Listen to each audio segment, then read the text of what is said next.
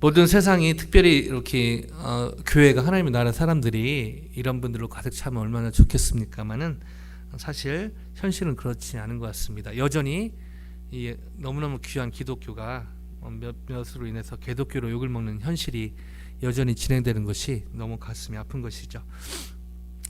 저 개인적으로 수십 년이 지났지만 지금도 잊혀지지 않는 그런 부분이 있는데요.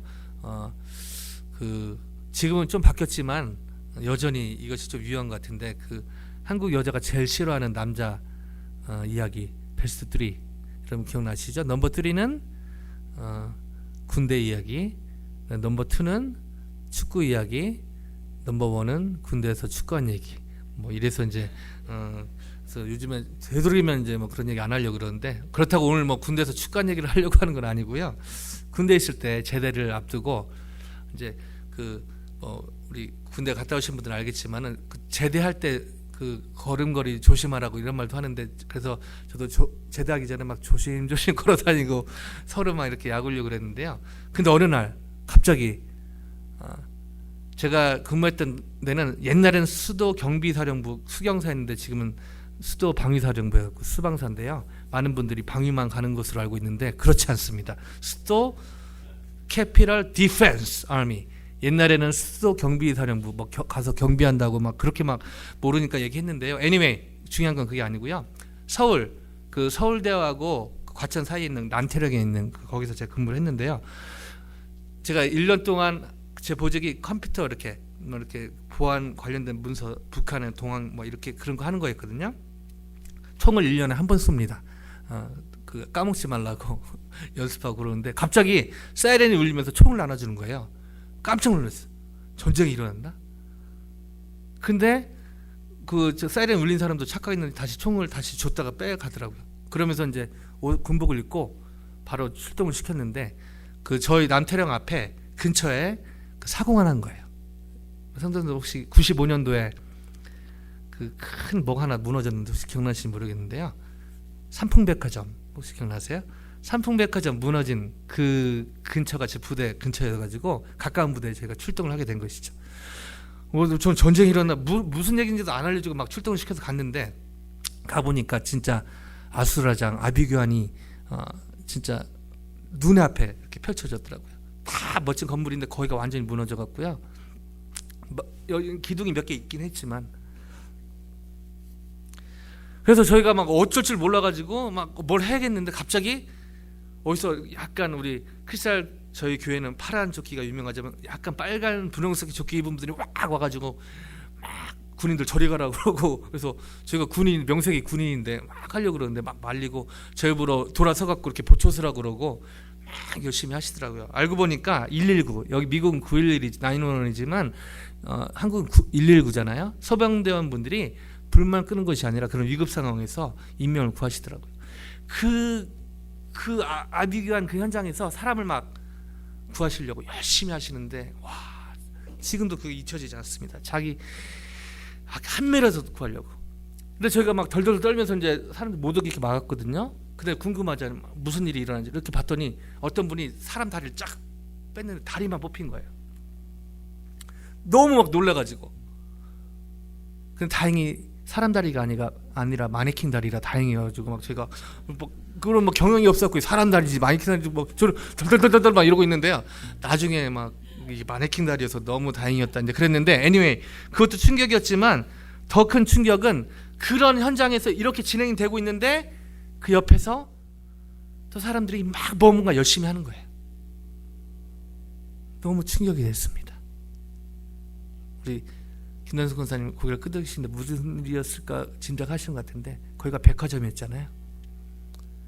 골프채, 보석, 한두 명이 아니고 수백 명이 거기서 그거 가져가려고.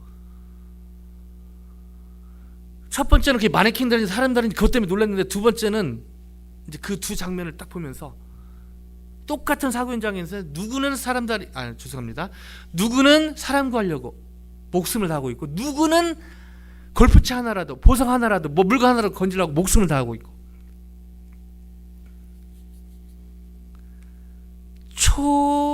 비이기적인 사람하고 초이기적인 사람들을 한눈에 본 장면이 95년도에 있었잖아요. 24년 전인데 지금도 선명하게 기억이 됩니다. 더 충격은요, 삼풍백화점이 무너지는데 일조했던 그 공사를 맡았던 사람들이 바로 교회 다니는 사람들이었다는 것입니다. 주님으로 인해 세상의 빛과 소금으로서 그 역할을 잘 감당해야 될 기독교인들이 오히려 문제 한복판에 서 있는 것이 비단 삼풍백화점을 건설했던 교회 다니는 사람들만은 아닌 것이죠. 가슴 아프게 돼요. 이런 부류의 사람들이 대표적인 여러 종류의 사람들이 있는데 대표적인 예가 현대판 열심당원, 현대판 바리새인들이 바로 그런 사람들이 아닌가 생각이 됩니다. 현대판 열심당원, 요즘 뉴스를 떠들썩하게 하고 있는 전모 목사님이라고 계시죠. 하나님 꼼짝마, 하나님 까불면 나한테 죽어. 물론 뭐 문맥상에서 그런 하나님과 친한 것을 표현했다고 하지만 이게 무슨, 이분이 한 망언이 한두 개가 아니라 뭐 다 열거하기도 힘든데요. 오해 마십시오. 제가 정치적인 얘기를 하거나 누구를 비판하려고 하는 것이 아니라 이렇게 잘못된 하우트를 갖게 될 때 이렇게 될 수 있다는 것이죠. 현대판 열심당원, 기독교를 개독교로 비추게 하는데 단단한 한몫을 하고 있는 많은 좋은 목회자들이 계심에도 불구하고 목사라는 같은 목사로서 부끄러워지는 그런 일을 하는 사람도 있는 것이죠. 또 이거와 극단적으로 반대 사람들의 부류가 있죠. 현대판 바리새인들요.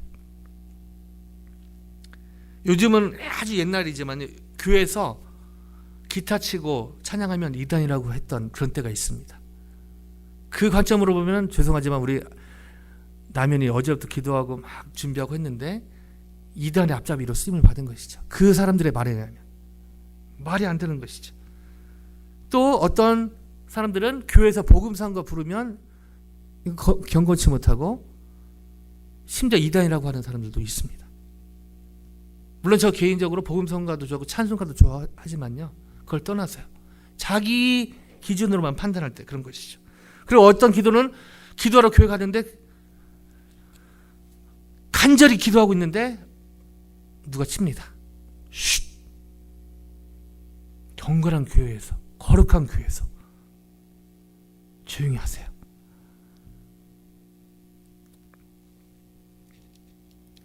교회에 와서 교회를 조용히 해야 된다, 소리 질러야 된다, 그런 얘기를 하는 게 아니고요. 이 현대판 바리새인들이 하는 그런 것들을 얘기를 하는 것이죠.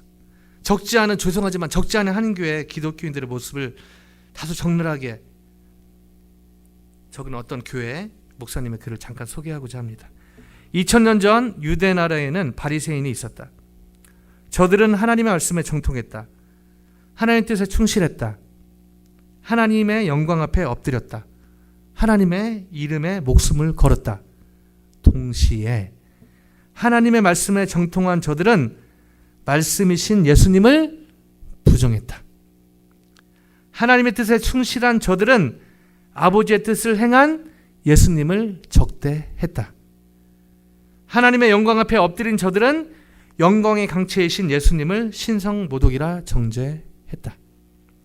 하나님의 이름에 목숨 건 저들은 하나님의 이름을 지키기 위해 하나님의 아들을 죽였다. 자기들의 행위를 모른 채로. 오늘날 한국교회도 현대판 바리새인들이 득세함을 부인하기가 힘듭니다.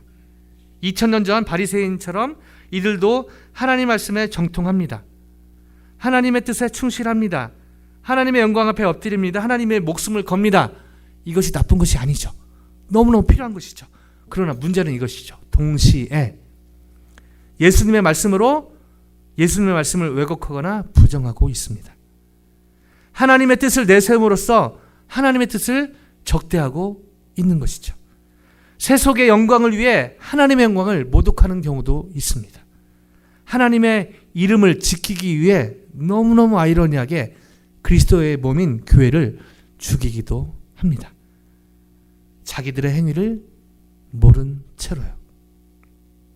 예수님으로 인해 세상의 빛과 소금의 역할을 감당해야 할 기독교인들이 오히려 개독교인이라 불리며 세상의 문제 한복판에 서 있는 경우가 적지 않은 것이죠.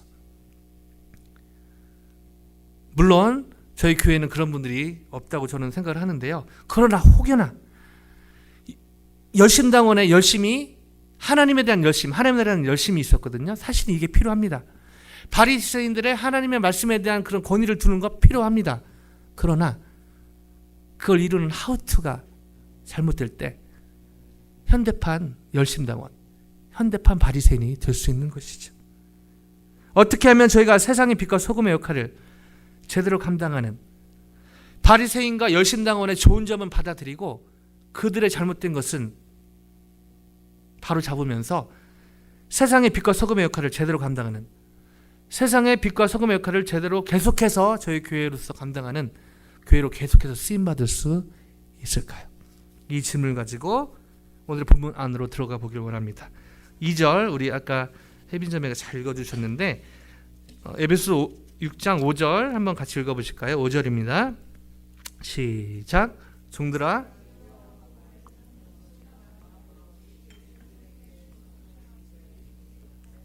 아멘. 5절은 이렇게 시작합니다. 종들아. 여기서 바울은 마치 노예 제도를 지지하는 듯한 인상을 줍니다. 그러나 바울은 종과 주인이 존재하는 노예 제도가 창조 질서에 반하는 타락한 인간이 만들어낸 악한 제도이지만 당시 사도 바울이 활동했던 시대는 이것이 확고한 제도로 정착한 상태였기 때문에 그것을 우선 인정하고 그것을 지지한다는 게 아니라 그 상황 가운데 급격한 변화를 주문하지 않고 그렇게 거기서 할 수 있는 그런 지침들을 주고 있는 것이죠. 절대 노예제도를 찬성한 것은 아니었습니다. 그러나 그 상황에서 그리스도인으로서 할 수 있는 그런 액션 포인트가 무엇인지 그런 접근을 한 것이죠.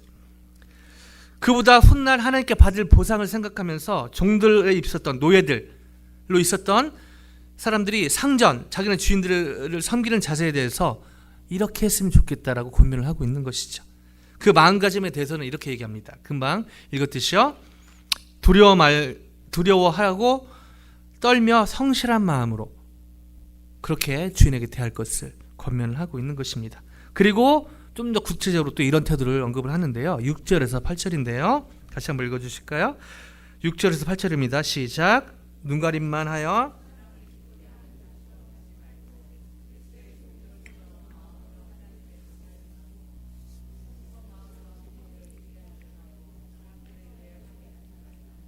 이는 각 사람이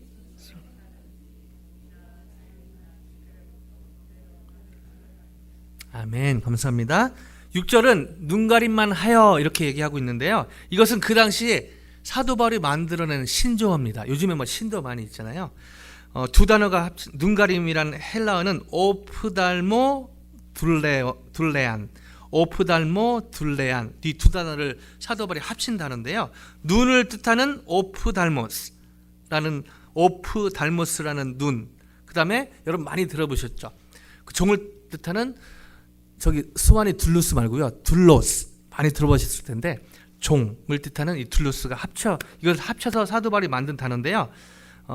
이 단어는 골로새서 3장 22절 한 번 더 나옵니다. 사도 바울이 만든 신조어입니다. 그 당시에 뜻은요. 주인의 그러니까 눈가림만 하여 좀 더 해석을 하면 주인의 눈앞에서만 일하는 것을 얘기하는 것이죠.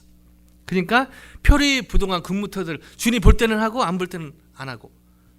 전에 한번 설교 시간에 얘기한 적이 있는데 어떤 그 코스메릭 하는 그 어떤 주인분이 한 얘기인데요. 그 매니저가 교회 다니는 집사님이었는데 하루 정산 하다 보니까 계속 200불씩 모자란 거예요. 근데 하루 이틀이 아니고 계속. 나중에 CCTV를 이렇게 달았는데 주인이 안 보는 각도로 하나 달았다고 합니다. 근데 놀라운 사실, 캐시가 들어올 때 이렇게는 안 보이는데 이렇게 보이는 각도에 잡혔는데요. 그 집사님이요 매일 200불씩 탁탁탁탁.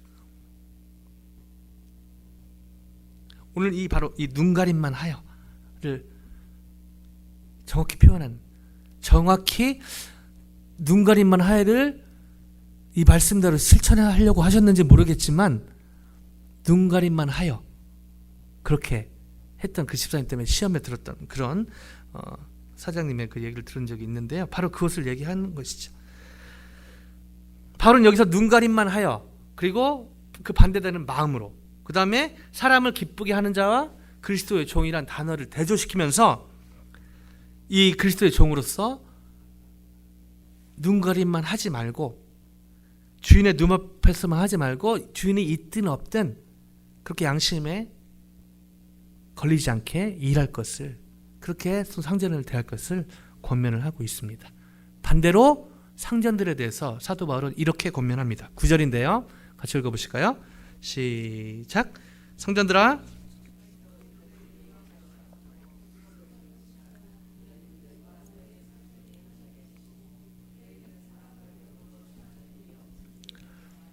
아멘. 9절에 이와 같이 하고, 이것은 상전들을 향하여 그들 종들이 상전들에게 행하기를 기뻐했던 것처럼 상전들도 마찬가지 종들에게 비슷한 에티튜드로 해야 될 것을 권면하고 있고요. 구체적인 액션 포인트를 이렇게 줍니다.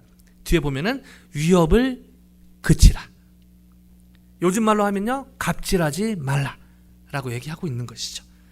왜냐하면 그 당시에, 요즘도 그런 문화가 있지만 그 당시에 상전들이 책망과 질책과 위협으로, 특별히 노예제도가 인정되는 있기 때문에 막대하는 문화가 있었다고 합니다. 그래서 사도 바울은 그러지 말아라, 위협을 그치라, 그렇게 상전들에서 얘기를 하고 있죠. 이 권면을 하면서 사도 바울은 종들과 상전들을 다 같이 왜 그렇게 행해야 하는지에 대한 근본적인 이유를 9절 중반에 이렇게 얘기합니다. 이는, 9절의 중간에 이렇게 있죠. 이는 그들과 너희의 상전이 하늘에 계시고. 즉 예수 그리스도 예수는 종들뿐 아니라 상전들에게도 동일한 진정한 상전임을 사도 바울은 상기시키고 있는 것입니다. 종들은 자기가 자기의 종의 노예, 자기 주인이 주인이지만 진짜 상전은 예수님인 것을 얘기하고 있고요. 이분 그 상전들에게도 너희 이후에 진짜 상전이 있다, 이것을 상기시키고 있는 것이죠. 여기서 저희는 세상에서 그리스도인들이 어떻게 살아야 하는지에 대한 답을 얻게 됩니다.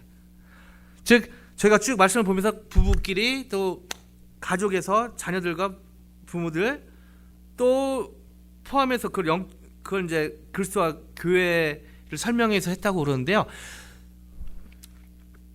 개인과 가정과 교회뿐 아니라 삶의 현장, 직장에서, 또 캠퍼스에서, 여러분이 일하는 현장에서 어떻게 살아야 될지에 대한 그런 디렉션을 주고 있는 것이죠. 세상의 빛과 소금의 역할을 감당해야 하는 그리스도인이 어떻게 세상에서 살 것인가에 대한 답을 바로 이렇게 주고 있습니다. 한마디로 하면요, 순종입니다. 순종. 풀어서 오늘 이 말씀을 근거로 이 순종을 풀면요, 순종은 어떤 순종이요? 그리스도를 진정한 상전으로 모시고 사람을 대하는 것.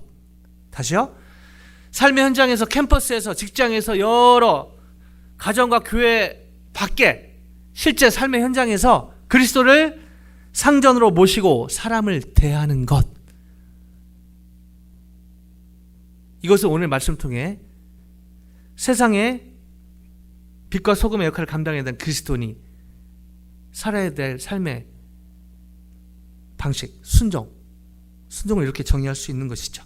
다시 정리합니다. 누군가의 고용주로 있든 아니면 누군가의 피고용주로 있든지 상관없이 진정으로 그리스도를 상전으로 모시고 사람들을 대하는 순종의 삶을 살 때 그 결과로 세상의 빛과 소금의 역할을 감당하는 참 그리스도인이 된다는 그것을 오늘 사도 바울은 이 말씀을 통해 저에게 역설하고 있는 것입니다. 제가 그리스도를 삶의 현장에서 진짜로 상전으로 모시고 사람을 대할 때 그 결과로 세상의 빛과 소금의 역할을 감당하고, 더 나아가 저희의 직장이, 저희의 캠퍼스가 또 다른 의미의 하나님의 나라가 될 줄로 믿습니다. 그리고 그 결과로 저희 주위에 있는 사람들이, 특별히 난크리스찬들이 주께 돌아오는 놀라운 역사가 열매로 맺혀지게 될 줄로 믿습니다. 이렇게 살았던 사람들이 성경에 많이 있는데요. 그 중에 한 사람이 바로 구약에 있었던 느헤미야죠. 느헤미야는 여러분 느헤미야의 잡 혹시 뭔지 기억나십니까? 느헤미야 올해 초에 많이 했었는데 느헤미야는 제사장이 아니었고요.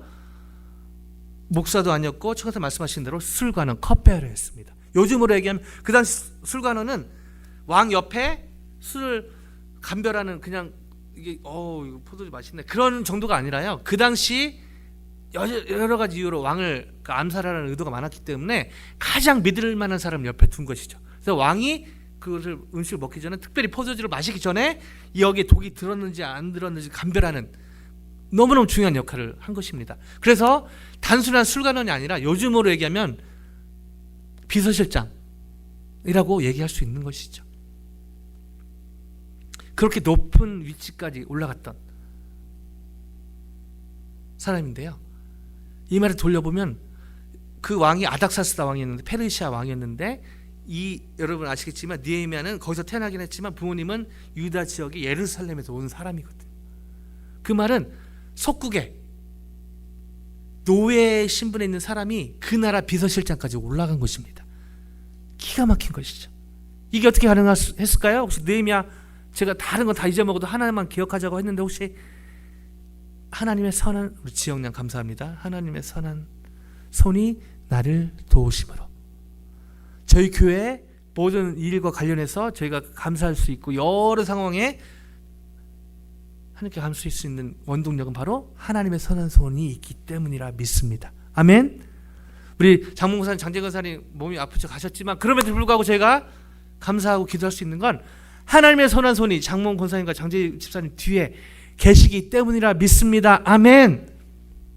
동일하게 성도들 한 분 한 분 가정 과정에 여러 이슈가 있고 관계적인 또 뭐 건강에 또 재정에 또 미래 여러 자녀의 부모의 여러 이슈가 있지만 그래도 제가 감히 이 젊은 목사가 감히 여러분에게 선포할 수 있는 것은 여러분 그럼에도 기뻐하고 감사할 수 있는 것은 바로 하나님의 선한 손이 여러분의 가정 뒤에 역사하고 계시기 때문입니다. 아멘.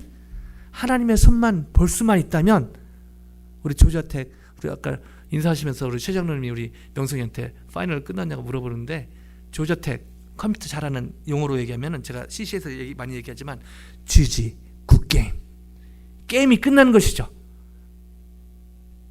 하나님의 선한 손만 볼 수 있다면 하나님의 선한 손의 역사로 술관원의 자리까지 올랐지만 사실은 하나님의 은혜가 99%지만 1% 아니면 어쩌면 0.001% 작은 포션이긴 하지만 느헤미야가 그 술관원의 자리까지 가고 왕의 신임을 얻을 수 있었던 것은 바로 아닥사스다 왕을 섬겼지만 그 위에 하나님을 여호와를 진짜 성전으로 모셨기 때문입니다.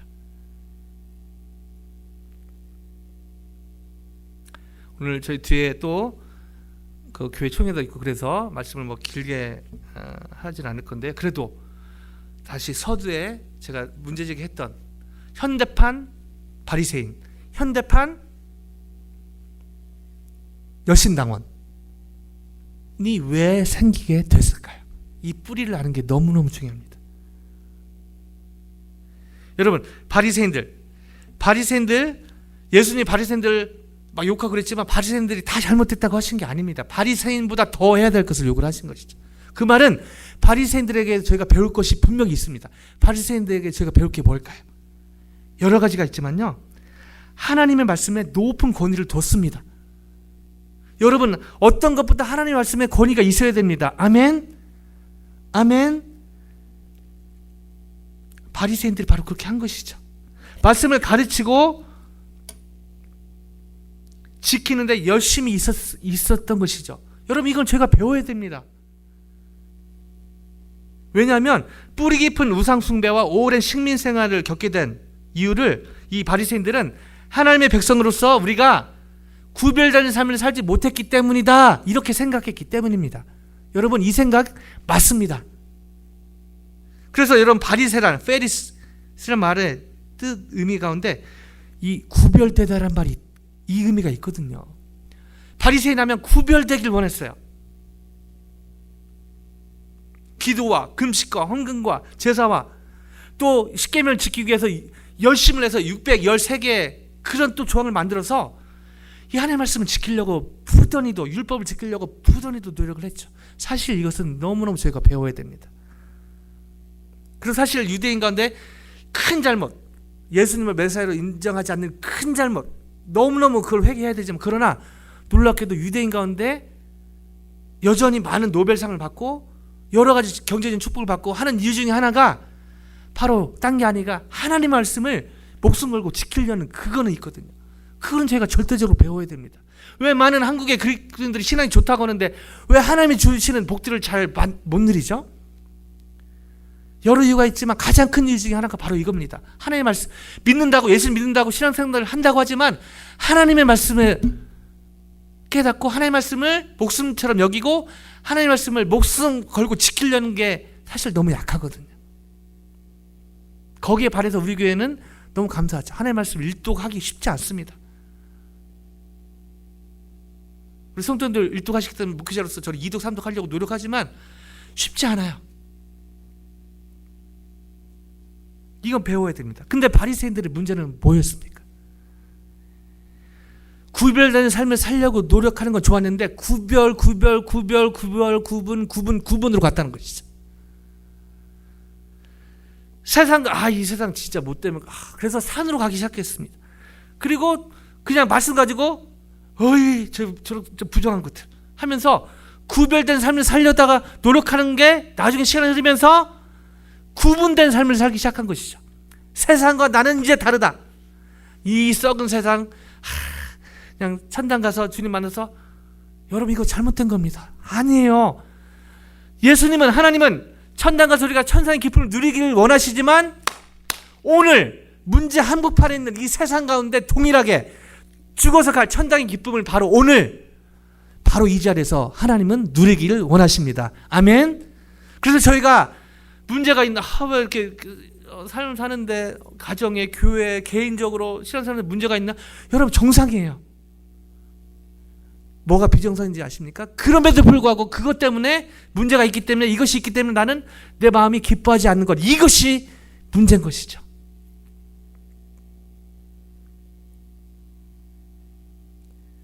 바리새인들은 성경 중심의 제사와 율법 중수 신앙을 목숨 걸고 지키려는 너무너무 귀한 신앙을 가졌지만,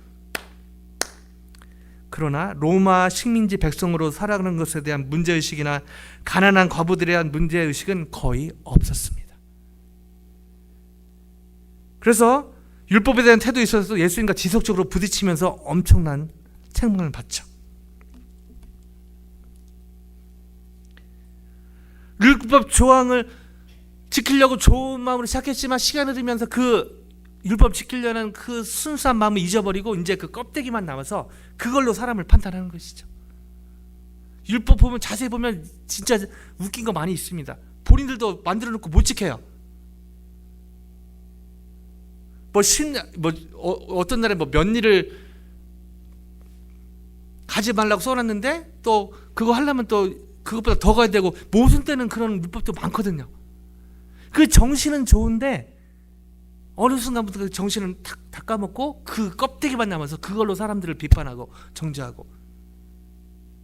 아이러니하게도 구별된 삶의 추구가 하나님과 관계의 발전이나 그들이 살아가는 주변 세상의 이웃들과 사랑으로 발전되지 못한 채 율법적 경건주의에 빠져서, 그 바리새인들의 별명, 유명한 별명이 있습니다. 피 흘리는 바리새인이라는 별명이 있어요. 왜냐하면 이 사람들은 사람들 앞에서 기도하는 거 좋아했거든요. 이런 교회 말고요, 그냥 이런 데서, 사람들이 많은 데서 눈 끄고 이렇게 주여 주여 이렇게 사람들 어디 많은가 하다가 벽에 부딪혀 피가 흘리고, 가식의 외식의 대표적인 사람들이죠. 너무너무 안타깝지 않습니까? 하나님의 말씀을 목숨 걸고 지키려고 했지만, 그러나 이 하우트 디렉션이 잘못됨으로 인해서 그런 오류를 범하게 된 것이죠. 그 반대로 열심당원들은 여러분 하나님과 하나님 나라 열심에 특별한 특심이 있었던 사람들입니다. 여러분 이거 배워야 됩니다. 제가 요즘에 그 윤봉길 의사에 꽂혀가지고 저는 잘 몰랐거든요. 교과에서 그냥 그건데 그 선을 넘는 녀석들이나 뭐 가치 펀딩 의미 있는 그 방송을 보면서 그 윤봉길 의사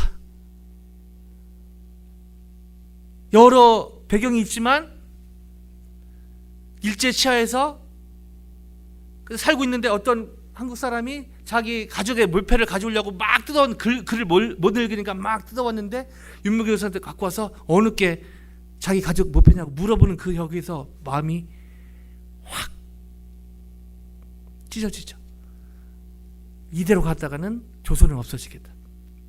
그러면서 와이프도 있고 두 아들도 있는데 이들을 위해 사는 것도 의미 있지만 나라가 없는 가족은 의미가 없다 하면서 상해로 가죠. 거기서 채소 장사하면서 돈을 벌고 김구 선생님이 했던 그 의열단인가요? 애국단인가 거기에 가입하죠. 그게 그냥 어떤 봉사단체가 아니라 그냥 선교단체가 아니라 목숨을 바치기로 하는 그런 엄청난 것이죠. 그러면서 목숨을 바치죠. 그리고 자기 자녀들에게 와내들에게 쓴 편지 보니까 너무 눈물이 나죠. 너희도 이 나라를 위해서 그렇게 드려졌으면 좋겠다. 여러분 영적으로 사실은 이런 사람들이 필요합니다. 그리고 감사하게도 저희 교회에 그런 분들이 많이 계세요. 얼마나 감사하죠. 열심당원들은요 이렇게 사실은 너무너무 귀한 분들이었어요. 그 문제가 뭐였을까요? 하나님에 대한 하나님의 나라에 대한 열심은 너무 좋았는데요. 그 방법이 문제였던 것이죠.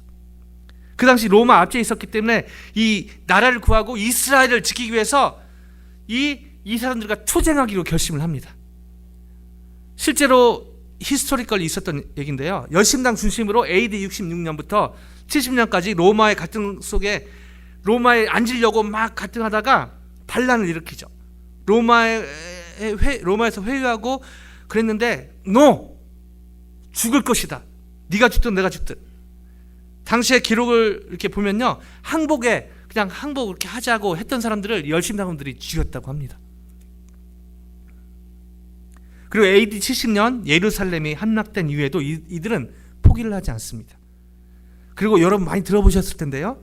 마사다 요새 혹시 들어보셨어요? 김윤석 선생님 들어보신 것 같은데 거기에 960명이 끝까지 항전을 합니다. 요새 약간 높은 지역이었는데요. 역사가 요세푸스에 의하면 3년간 그들은 거기서 저항을 합니다. 근데 아무래도 숫자도 적고 그러다 보니까 밀리죠. 거의 이제 함락되기 직전이었는데 이런 결단을 합니다. 비굴하게 항복하거나 로마 군대에 의해 죽는 대신 자유인으로서 우리는 죽기를 택하자. 그러면서 어떤 일을 벌인지 아세요? 우선 각자의 아내와 자녀들을 죽이고 남은 남자들 중 10명을 뽑아 나머지 남자를 죽이고 10명 중 한 사람이 남자를 다 죽이고 그 마지막은 자기가 자결하는. 여러분 이거 이 얘기가 아니고요. 실제 있었던 얘기입니다. 죄송합니다. 실제 있었던 실화입니다. 근데 불행 중 다행 이걸 어떻게 알게 됐을까요? 불행 중 다행으로 이 와중에 숨어있던 여인 2명이 있었고요. 아이가 5명이 있었습니다. 7명이 살아갖고 이걸 알리게 된 것이죠. 그래서 알게 된 것이죠. 이들은 단순히 율법적으로만 구별된 경건 생활을 하고 성경 읽고 말씀 외우고 기도하고 이런 것만으로 하나님 나라가 회복되고 하나님의 백성의 위치가 회복될 거라고는 생각에 답답함을 느꼈을지도 모릅니다. 그래서 직접적으로 물리적으로 독립을 시도했던 것이죠. 그런데 놀라운 사실은 지금도 적지 않게 이런 방식으로 하나님과 하나님 나라를 세워보겠다고. 열심은 좋지만 방법이 다르게 그렇게 광장에 나가서 그렇게 하는 사람들이 여전히 있다는 것입니다. 말씀을 마무리하길 원하는데요. 그렇다면 저희의 상전이신 예수님은 어떻게 하셨을까요? 죄송한 말씀이지만 이 짧은 시간에 이걸 다루기는 사실 마태복음부터 다 봐야 되거든요. 시간 되는 들마다 계속 나누겠는데요. 큰 그림만 보면 바로 이렇습니다. 마태복음 4장 17절 우리 현민이 이제 한번 열어주실래요? 마태복음 4장 17절 같이 한번 읽어보실까요? 시작. 이때부터 예수께서 예수님은 바리새인들과 함께 협력을 잘하시면서 경건운동을 이끄시는 방향으로 일하시지 않았습니다. 오히려 그들과 항상 부딪히고요. 심지어 예수님은 그들을 향해서 독사의 자식들아 라고 불렀습니다. 말씀에 권위를 둔 걸 지적한 게 아니라 아까 그 방법을 얘기한 거죠. 그거 하면서 세상과 구분된 그것을 얘기한 걸 지적하신 것입니다. 그렇다고 예수님은 열심당원과 함께 독립운동을 하신 것도, 독립투쟁을 하신 것도 아닙니다. 예수님은 오늘 4장 17절 말씀처럼 하나님의 나라, 천국이 가까웠다고 선포하시면서 회개와 믿음을 통해서 하나님의 나라의 백성이 되게 하는 방식을 택하신 것이죠. 이것은 굉장히 바리새인처럼 종교적인 형식이 드러나는 모습도 아니고 열심당원처럼 무력과 투쟁으로 독립된 이스라엘 나라를 세우려는 형식도 아니었습니다. 그 하우투는 동전의 양면처럼, 동전이 안 보일까 봐 제가 이걸로 동전하겠는데요, 동전의 양면처럼 하우투를 이렇게 쓰셨습니다. 여러분 들어보셨겠지만 The Great Commandment 이쪽이고요, 반대는 The Great Commission. 그 말씀 한번 열어주실래요? 하고 기도하고 마무리하겠습니다. The Great Commandment, 지상계명, 최대 계명이라고 부르는데요, 마태복음 22장 33절에서 37절. 오케이, 시간 관계에서 읽지는 않겠는데요, 마태복음 22장 33절에서 37절 말씀인데 쭉 한번 넘겨주시면, 오케이. 가장 큰 개념이 뭐냐 물어보니까 예수님이 이렇게 얘기하시죠. 하나님을 사랑하고 이웃을 사랑하라. 하나님을 먼저 사랑하고 이웃을 나중에, 그게 아니라 동등입니다. 하나님을 사랑하면 이웃도 사랑할 것을. 이게 바로 최대 계명, 지상 계명이라 부르죠. 이거고요. 그 다음에 The Great Commission, 지상 명령. 자, 우리 스탠드 지체들 다 같이 모든 족속으로 제자를 삼아, 아버지와 쭉쭉 나가죠. 모든 족속으로 제자를 삼는 The Great Commission. 마태복음 28장 19절만 해주세요. 그러므로 너희는 가서 모든 족속으로 제자를 삼아. The Great Commandment 이쪽이고요, 반대가 The Great Commission, 지상 명령입니다. 즉 하나님 사랑, 이웃 사랑이 최대 계명을 바탕으로 해서 모든 족속으로 제자를 삼는, 이걸 바탕으로 해서 예수님은 세리도 만나시고 창녀도 만나시고 죄인들을 만나셨던 것이죠. 그리고 지극히 평범하고 평범했던 제자들을 부르셔서 이 The Great Commandment, 최대 계명을 바탕으로 The Great Commission, 지상명령을 성취하기 위해서 예수님이 그렇게 움직이신 것이죠.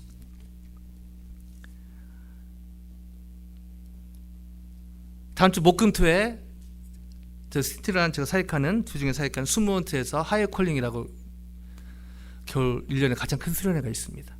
바로 The Great Commandment, 최대 계명, The Great Commission, 이 양면을 가지고 한 명 한 명 하나님 사랑하고 이웃 사랑하는 마음으로 또 주님의 제자가 세우기를 위해서 준비하고 있는데요, 기도해 주시고, 그리고 제가 사랑하는 우리 크리스찬 한인교회 지난 1년 돌아보면서 사실 제가 여기 섬기게 된 가장 작년에 어떤 모티베이션은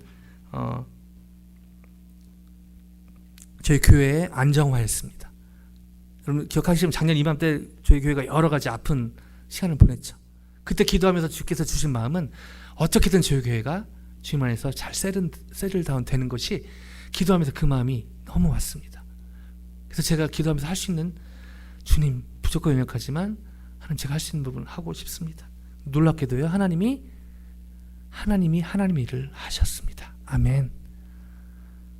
이렇게 예배 드릴 수 있는 것이 저는 기적이라고 생각합니다. 하나님이 하셨고요. 근데 계속해서 하나님이 은혜 가운데 하나님 허락하시는 시간 안에 제가 저희 사랑하는 크리스탈 교회에서 최선을 다할 것인데, 제가 교회가 그냥 안정되고 아무 문제 없는 것이 죄송하지만 지금의 모티베이션은 아닙니다. 왜냐하면 여러분 잘 아시죠? 배는 항구에 있을 때 제일 안전하지만 배의 목적은 항구에 정착하는 것이 아니라 항의 목적지를 향해 항해하는 것에 있기 때문입니다. 저는 오늘 말씀을 준비하면서 저희 교회 한 분 한 분이 현대판 바리새인과 현대판 열심당원이 되지 않는 것을 어떻게든, 지금 그런 분이 있다는 게 아니고요, 지금 있는 분과 오는 분들 가운데 이 오류에 빠지지 않도록 최선을 다할 것입니다. 그리고 오늘 말씀드렸던 지상계명과 최대 계명과 지상명령에 충실한 주님의 제자들로 지금 그렇게 살고 계신데 더 그렇게 사실 수 있도록 최선을 다할 것입니다. 하나님께서 하실 것입니다. 그 결과로 저희 크리스탈 교회 성도들 한 분 한 분이 현대판 바리새인과 현대판 열심당원으로 빠지지 않고 지금처럼 세상의 빛과 소금의 역할을 지속적으로 감당하는 일당백, 일당천 감당할 수 있는 영적 거장들이 되고, 더 나아가 그런 영적 거장들을 세워가는 저희 크리스탈 교회가 될 줄로 믿고 확신합니다. 또한 주님의 이름으로 간절히 축원드립니다. 같이 기도하겠습니다. 하나님 아버지, 사랑하는 주님의 보혈로 세우신 이 크리스탈 한인교회 하나님 가족을 묶어주시면 감사하고, 하나님 오늘 듣던 말씀처럼 저희가 하나님 아버지 현대판 바리새인, 현대판 열심당원으로 빠지지 않게 해주시고, 예수님의 지상계명과 지상명령에 근거하여 그리스도를 상전으로 모시고 사람들을 대하는 순종의 모습이 저를 포함하여 성도님들 한 분 한 분의 삶으로 계속해서 하나님 이어지게 주옵소서. 감사하며 예수님의 이름으로 기도했습니다. 아멘.